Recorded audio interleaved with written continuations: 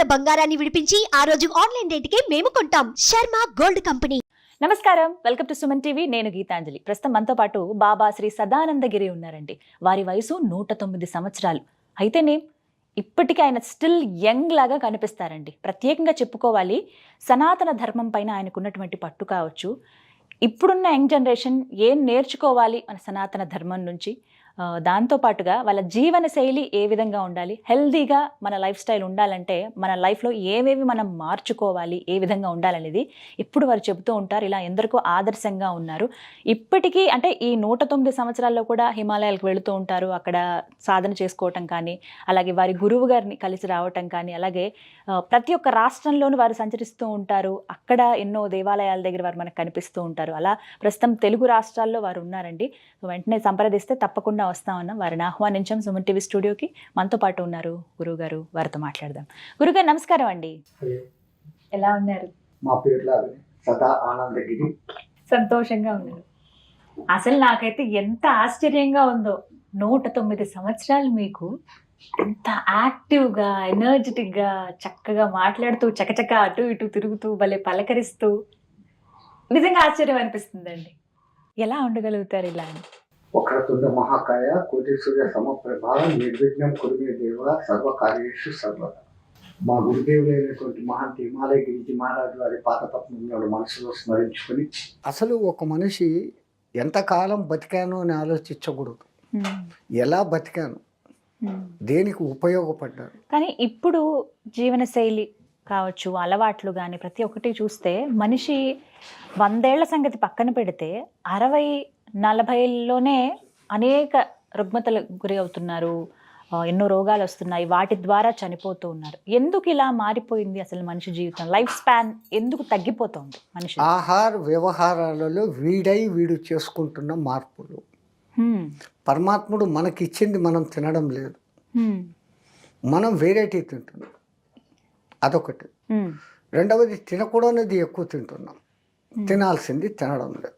తినకూడని అంటే అది తెలుసుకోవచ్చా గురుగారు? పరమాత్ముడు సృష్టిలో ప్రతి ఒక్క జంతువును పుట్టించాడు. ప్రాణం పోసే హక్కు మనకు లేనప్పుడు ప్రాణం తీసి వాటిని చంపడం ఏంటి?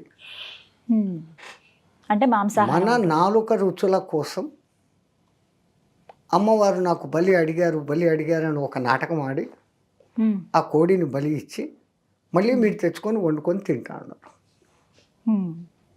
పోనీ అమ్మవారికి బలి ఇచ్చావు, అది అక్కడే వదిలేయాలిగా, మరి ఇంటికి తెచ్చుకొని తింటున్నావే.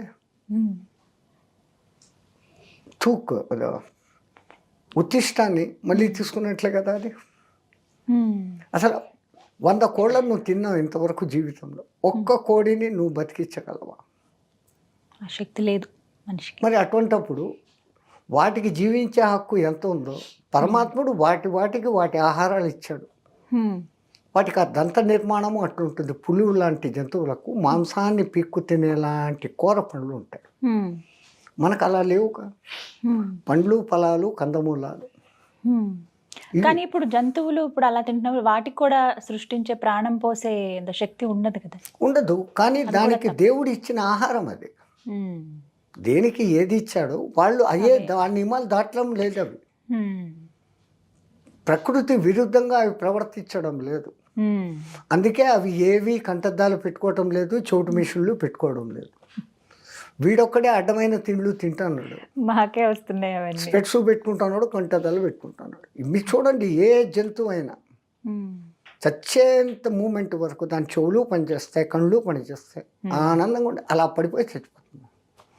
వీడు తట్పటాయించి ఇంకా బతకాల అనే తపనతో ఉంటాడు.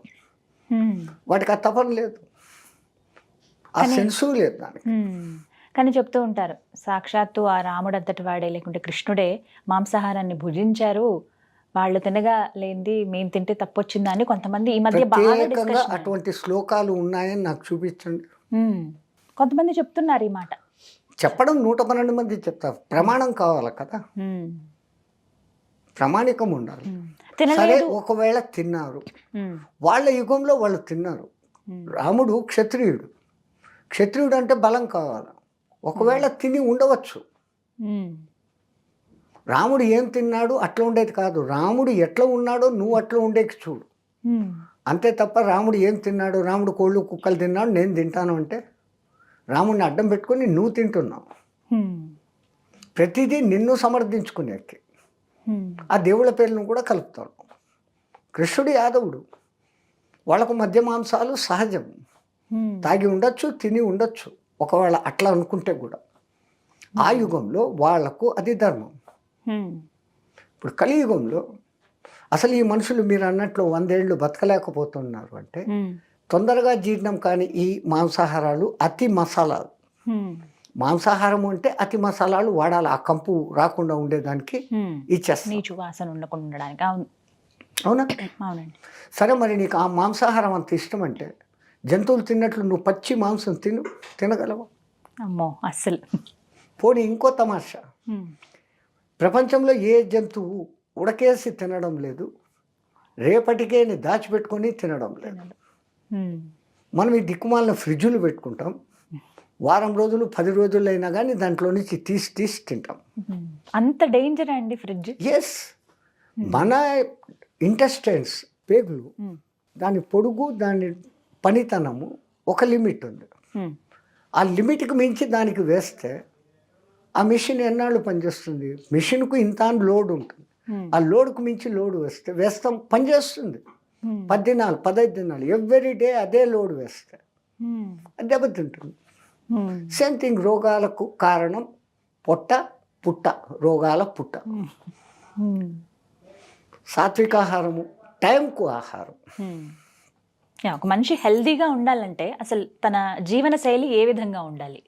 బ్రహ్మముహూర్తం అనే 3:30కు లేకపోతే పోయి సూర్యోదయానికి ముందు లేయడం, మలమూత్ర విసర్జన కాల కృత్యాలు తీసుకొని వెంటనే స్నానం చేయడం, చల్లనీళ్ళ స్నానం.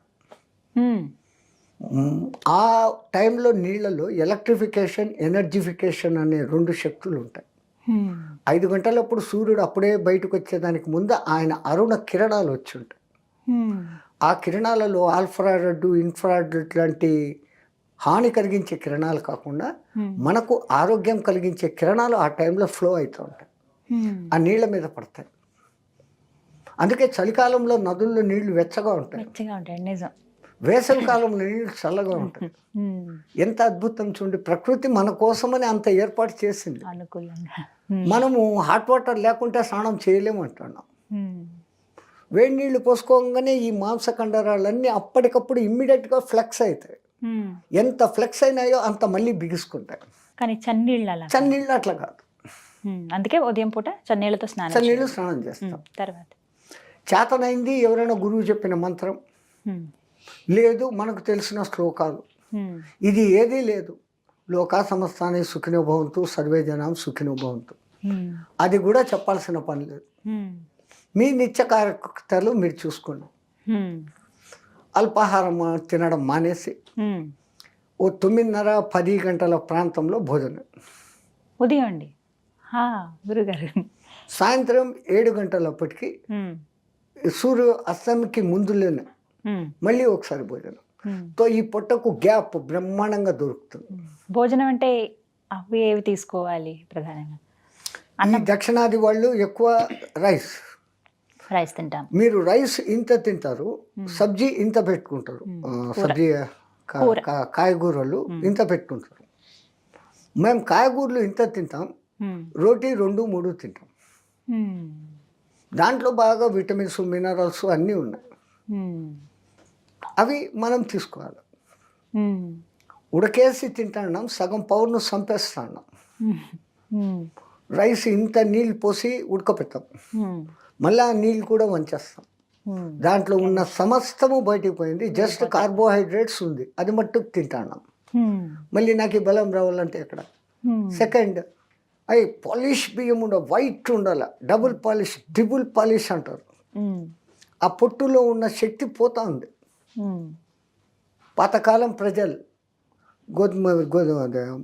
వరి దంచుతారు, ఆ పై పొట్టే పోతుంది, వాటిని తీసేస్తారు. ఒక పట్టు బియ్యం 3 లేయర్స్ ఉంటాయమ్మా. పై పొట్టు ఒకటి కాకుండా లోపల ఇంకోటి, ఆ తర్వాత బియ్యం. మనం అన్నిటిని తొలగించేసి ఆ ఉత్త రైస్ తింటాం. ముడి బియ్యం ఎంత ఇంకా సరే ఉడకపెట్టడం అలవాటు అయిపోయింది. అది ఎంత ఉడకపెట్టాలనో అంత. ఇప్పుడు వచ్చిన ఈ కుక్కర్లు బక్కర్లు దాంట్లో ఉన్న సమస్తాన్ని చంపేస్తూ ఉంది. ఆ సూర్యకిరణాలు పడుతూ ఉన్నప్పుడు ఉడకపెట్టిన ఆహారం వేరే, మీరు ఇంటి లోపల కుక్కర్లో పెట్టింది వేరే. కానీ ఇప్పుడు అంత అవకాశం ఉండట్లేదు కదా గురుగారు. అపార్ట్మెంట్ కల్చరు, సిటీ లైఫ్, బయట వండుకునేది మామూలుగా వండండి. అంటే గంజి వార్చేలాగా. గండి వాచేది కూడా లేదు. మీరు అంటారు అది లెవెల్ పెట్టి, అది ఇంకా ఉత్తమం. గంజి పోదు, అది కాస్త బలం ఉంటుంది. ఆ విధంగా 2 పూట్ల అన్నమే తినొచ్చు. అది మీ అలవాట్లు. నైట్ టైంలో సాధారణంగా తక్కువ తినాలి. ఈ మిషన్ 9 వరకు పనిచేస్తుంది. 9 వరకు నిద్రపోం, 5:30, 6కి తిన్నాం. మన నచ్చేది మాట్లాడేది, దోస్తు, సినిమా, పాడు, Pradesh, what ever it may be, ఇవన్నీ చేసుకుంటాం. 9 లోపల ఫుల్ అయి రెస్ట్గా ఉంటుంది. అప్పుడు నిద్రపోతాం, ఇంకా రెస్ట్ తీసుకుంటుంది, యాక్టివ్ అవుతుంది. ఫినిష్. మళ్ళీ నెక్స్ట్ డే 10 o'clock అలా. మనం బాడీకి ఏం అలవాటు చేస్తే అది తీసుకుంటుందమ్మా. మనమే పొద్దున టిఫిన్ లేకుంటే నేను ఉండలేను అనేది మైండ్లో ఫెటప్ చేసుకున్నాం. కానీ బ్రేక్ఫాస్ట్ అనేది స్కిప్ చేయొద్దు, చాలా అనర్థం అది అని చెప్పి ఆధునిక పద్ధతులు కొన్ని చెప్తా ఉండరు. సో ఇప్పుడు మేము చెప్పిన బ్రేక్ఫాస్ట్కు భోజనానికి 1.5 hour తేడా. 8 o'clock you are taking breakfast. So extend it for to 1.5 hour. 9:30, 10. ఇది మా వైపు విధానం. మేము ఇక్కడ వచ్చి తిరిగినప్పుడు ఆ వాళ్లకు మేము కష్టం కలిగించలేము. నాకు ఈ రూల్స్, నాకు ఇట్లే కావాలా, ఏం లేదు. వాళ్ళు ఎప్పుడు వండి పెట్టినా, 2కి వండి పెట్టినా, మధ్యాహ్నంకి పెట్టినా, పొద్దున టిఫిన్ తెచ్చి ఇచ్చినా వాళ్ళ తృప్తి కోసం మేము తినేస్తాం. కానీ ఇలా మాత్రం అలవాటు చేసుకుంటే మంచిదని ఆ సిస్టంలో మేము 90 years వరకు అదే సిస్టమ్ మెయింటైన్ చేస్తున్నాం. యాత్రలో తిరుగుతున్నప్పుడు కూడా, గురుగారి దగ్గర ఉన్నప్పుడు మొదలైన 45 years, 1945 వరకు స్ట్రిక్ట్గా ఇదే రూల్ మా ఆశ్రమంలో. 45 తర్వాత బయటకు వచ్చి తిరగని మొదలుపెట్టినా కూడా అప్పట్లో ఇంత ఇది లేదు. ఆ జనాలకి భక్తి, వీడు ఇట్లా తింటాడు, ఏం స్వామి ఎన్ని గంటలకు మీకు పెట్టాలా అని అడిగేవాళ్ళు.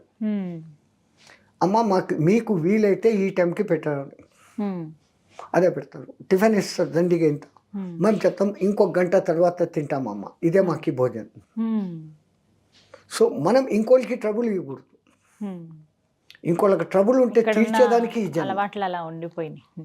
మీ గురించి చెప్పండి గురువు గారు. మీరు పుట్టి పెరిగిందంతా ఎక్కడ, అసలు ఈ మార్గానికి ఎప్పుడు వచ్చారు మీరు? నేను 2 ఏళ్ళు పిల్లవాడుగా ఉన్నప్పుడు హరిద్వార్ మేళాలో మిస్ అయిపోయానంట మా గురుగారు చెప్తారు. నా పూర్వజన్మ సుకృత్ ఏం పుణ్యం చేసుకున్నాను నేను అవుడుసపోతూ ఉంటే మా గురుగారు తీసుకున్నారంట. కిస్కా బచ్చా అని అందరినీ ఎంక్వైరీ చేస్తున్నారు. మాకు తెలీదు అంట. అప్పట్లో మేళా 2-3 దినాలు. హరిద్వార్ ఇంత ఉండింది. ఇప్పుడు twin cities, Haridwar, Rishikesh twin cities, concrete jungle. అప్పుడు నిజం జంగల్ ఉండింది, పూర్తి అడవి. హరిద్వార్ ఋషికేశ్ మధ్య 18 kilometers. మేము అక్కడి నుంచి అక్కడికి పోవాలంటే ఒక 10-12 మంది తట్ట అది ఇది తీసుకొని పోవాలి. ఈ పులులు, అవి నక్కలు, అవన్నీ ఉంటాయి. అంత ఉండింది అప్పుడు. అట్లా సిస్టమ్. అలా గురువు గారికి మీరు దొరకటం, ఆ మహానుభావుడు నన్ను ఇట్లా ఆ కుండలిని యోగం నేర్పించడం, సాధనాలు కొన్ని. అంత చిన్నప్పటి నుంచి నేర్చుకున్నారండి? మీకు ఎంత వయసు అప్పటి నుంచి? 4-5 ఏళ్ళప్పటి నుంచే నేర్చుకున్నారండి? నేను 2 years దగ్గర ఆయనకి దొరికినాను. అప్పటి నుంచి ఆ పెరిగినప్పుడు ఆయన్నే దాదా దాదా అనేవాడిని. అసలు నా భాష ఏంటో కూడా తెలీదు. మరి తెలుగు ఎలా వచ్చింది మీకు? అన్ని ఇప్పుడు ఇక్కడ తిరుగుతాం కదా, ఎస్పెషలీ మాకు సౌత్లోనే ప్రాబ్లం. మిగతా ఎక్కడైనా కానీ హిందీ నడుస్తుంది. ఇక్కడ మెట్రో సిటీస్ కొన్ని ఏరియాల్లో తెలంగాణలో ఆ ఉర్దూ ఉండబట్టి, ఉర్దూ హిందీ దగ్గర కాబట్టి ఇక్కడ నడుస్తుంది. తో డీప్ ఆంధ్రాలోకో తమిళనాడులోకో పోతే వాళ్ళు వాళ్ళ తమిళ్ తప్ప వేరే మాట్లాడరు, మలయాళం తప్ప వేరే మాట్లాడరు, కన్నడ తప్ప వేరే మాట్లాడరు. అదేమో అంటారు necessary is mother of invention అని. నా అవసరం, నా భావాలు వాళ్ళకు పంచుకోవాలా. అసలు నేను ఎక్కడికి పోవాలా, ఎక్కడ రావాలా అని క్వశ్చన్ వేయాలంటే వాళ్ళ భాషలో అడిగితే చెప్తారు. ఫోర్స్. రెండవది మా గురు కటాక్ష. నేర్చుకోవాలనే పట్టుదల. ఎన్ని భాషలు వచ్చండి మొత్తం మీకు? ఏదో ఆ టైంకి అట్లా నడుపుతాం. గొప్ప తెలుగు, చెప్పుకునేకి హిందీ, కాదు. ఇంగ్లీష్, మలయాళం, హిందీ కన్నడ, మాది తమిళ్. మాతృభాష. ఇంగ్లీష్ చదివిన చదువు. ఏం చదువుకున్నారు? బిఏ 1936 ఎక్కడ చదువుకున్నారు? అస్సాం అస్సాంలో. గౌహతిలో సర్ జకారియా కాలేజ్ అని అప్పట్లో ఉండేది, ఇప్పుడు లేదు. ఒక రాజుగారు అక్కడ పెట్టినారు అది. అక్కడ మా గురువు గారి అంతేవాసి, అంటే చెల, ఇంకొక చెల, అక్కడ ఆశ్రమం ఉండేది. మా గురువు గారు మాకి అక్కడ పంపినారు. ఆ మహాన్భర్ దగ్గర మా గురువు రాకాలు పోకలు, మేము సెలవులు ఇక్కడికి రావడం పోవడం. చిన్నప్పటి నుంచి అదే ఆశ్రమం బతుకు, అదే మంత్రాలు భజనలు, ఆ ఆశ్రమం తిండి. అంటే బయట ప్రపంచం అసలు ఎప్పుడు చూడలేదా అక్కడి నుంచి? సన్యాసం తీసుకొని మొదటిసారి చార్ధామ్ దర్శనం చేయి అన్నంత వరకు అస్సాం టు మా రుద్రప్రయాగ్ తప్ప రెండవది ఏది తెలియదు. చార్ధామ్ దర్శనం చేయన్నారంటే బడా చార్ధామ్, బద్రి, రామేశ్వరం, ద్వారక, అలా పూరి, ఆ 4 క్షేత్రాలు తిరిగినప్పుడు ఓహో ఇన్ని భాషలు ఉన్నాయి, ఇన్ని ఆహారపు అలవాట్లు ఉన్నాయి, ఇన్ని పూజా విధానాలు ఉన్నాయి, మేరా భారత్ మహాన్. అప్పుడు అర్థమైంది. అప్పుడు మీ వయసు ఎంతండి? జస్ట్ డిగ్రీ కంప్లీటెడ్ 7 years, 27, 28 ఉండొచ్చు.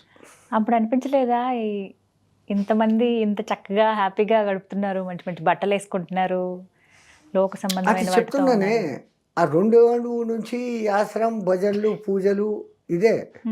ఇంకా ఆ వింతగా లోకం లేదు. అనిపించారా అందరూ? రెండవది మా గురువు ఒకటే మాట చెప్తారు, ఎవరు కనపడినా ఫిమేల్ జెండర్ కనపడితే మాత, మేల్ జెండర్ కనపడితే స్వామి.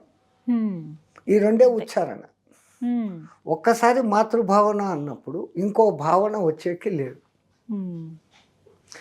సాధనలో కూడా ఆ కామ ప్రకోపము, ఆ భావన అనేది రాని సాధనలు కొన్ని ఉంటాయి, కొన్ని ఆసనాలు వగేరా వేయిస్తారు. బలవంతంగా అంచుకోవడం కాదు, అంటే న్యాచురల్ అది. బట్ విల్ పవర్ మనకుంటే నథింగ్ విల్ హ్యాపెన్స్. మీకు ఏమనిపించింది, ఎందుకు ఈ మార్గం నేను తీసుకోవాలి అని ఎప్పుడు మీరు నిర్ణయించుకున్నారు? నేను నిర్ణయమే తీసుకోలేదు, ఆ అవకాశం కూడా లేదు. జరిగేదంతా అట్లే జరుగుతుంది. నేను డిగ్రీ అయిపోయి మా గురువు దగ్గరికి పెట్టినప్పుడు ఆయన అన్నాడు, ఎక్కడైనా ఉద్యోగం చేసుకోపో అని. నువ్వు ఇచ్చిన బతుకు నన్ను ఇప్పుడు సడన్గా బయటికి లోకంకి పో అంటే ఏం చేయాలని నేను పోను అన్నాను. క్యా కరేగా మరి తెరా చెలా బంజావు, నేను మీ శిష్యుడు అయిపోతాను. కష్టము. అప్పుడు నేను 108 kilos ఎక్సైజ్ బాడీ, ఇంత నెయ్యి, ఇంత రొట్టెలు ఇట్లా ముంచుకొని తింటా ఉంటుంది, ఇంత బెల్లు అట్లా తినే రకం. ఇట్లా ఉండవు, ఇట్లా అయిపోతావు అన్నావు. ఎట్లన్నా అయిపోను, దిగుతావు. దిగా ఒక 6 months తర్వాత ఎందుకు దిగానా అని బాధ కూడా పడ్డాను. ఎందుకంటే ఆయన కొత్తగా చంద్రాయణ వ్రతం చేస్తాం రా అన్నాడు. అంటే ఏదో వ్రతం కదా, వ్రతం అంటే బాగా స్వీట్లు అది ఇది చేస్తారు. చలో మై బీ కరుంగా అన్నాడు. చంద్రాయణ వ్రతం అంటే పగలంతా ఉపవాసం ఉండాలి, చంద్రుడు వచ్చాక నైట్ చంద్రుడు వచ్చినాక 16 ముఠి రొట్టెలు, దానికి అవసరమైన దాల్, సబ్జీ, 2 సబ్జీలు, ఇంత కప్పు నెయ్యి, ఇంత కప్పు బెల్లం, దహి అన్నీ ఉంటాయి. వ్రతం భలే బాగుంది అనుకున్నా మొదటి దినం. ఓ 6-7 days పోయినాక రాశి కమ్ హోతా జారా, కుప్పకు తక్కువ అవుతుంది. మా గురుగారికి అడిగినాం, ఏంటి తగ్గింది, క్యా కమ్ హోతా జారా అంటే, చంద్రాయణ వ్రతం అంటే తెలీదా అన్నాడు. నువ్వు చెప్పలేదు, చెప్పు అన్నాడు.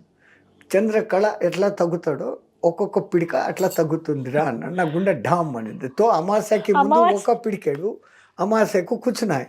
అమావాస్య రోజు అప్పుడు ఫస్ట్ టైం అనిపించింది, ఊరికన్నా ఒప్పుకున్నాను, ఆయన చెప్పినట్లు ఎక్కడైనా ఉద్యోగం చేస్తూ ఉంటే బ్రహ్మాండంగా ఉండేది ఇది. బట్ కాన్ఫిడెన్స్, పోతే పోతాము, ఎప్పుడైనా పోవాల్సిందే. ఇది ఏముంది, అరే దీన్ని జయించలేకపోతే ఎట్లా, జితం జిహ్వా జితం సర్వం, నాలిక జయించలేకపోతే ఇంక దేనికి నువ్వు. ఈ నాలుకే 2 పనులు, తింటుంది, మాట్లాడుతుంది, రెండింటి మీద కాబు ఇక్కడ పట్టగలిగితే ఇంక మనకి ఎక్కడ ఏమి ఎదురు లేదు. చలో దేఖా జాయ్ అనుకున్నాం. 6 నెలలు చేశారు. సడన్గా आज से 2 दिन नहीं खाना అంటుంది. మళ్ళా ఒక 10 days మళ్ళా 3 दिन नहीं खाना. ఇట్లా 11 రోజులకి తీసుకొని వస్తున్నారు. అప్పుడు టైర్డ్ అయిపోయి ఇట్లా కొంచెం కొంచెం సంపేకి బదులు ఒకేసారి సంపాయి ఎందుకు ఇట్లా చేస్తున్నావు అని అన్నాడు. పగాలి నువ్వు ఇంక మీదట బయట తిరగాల, దొరకచ్చు దొరకపోవచ్చు, నువ్వు ఇట్లా అని అడగకూడదు. ఇట్లా అన్నావంటే ఇట్లా అనే గుణం పోతుంది. భీక్ మంగాతో ఆశీర్వాద్ దేనే కా పవర్ జాయేగా. కాబట్టి నీ చెయ్యి ఎప్పుడు ఇట్లా ఉండాల, ఇట్లా ఉండరా, అయాచితంగా ఉండాలి కదా.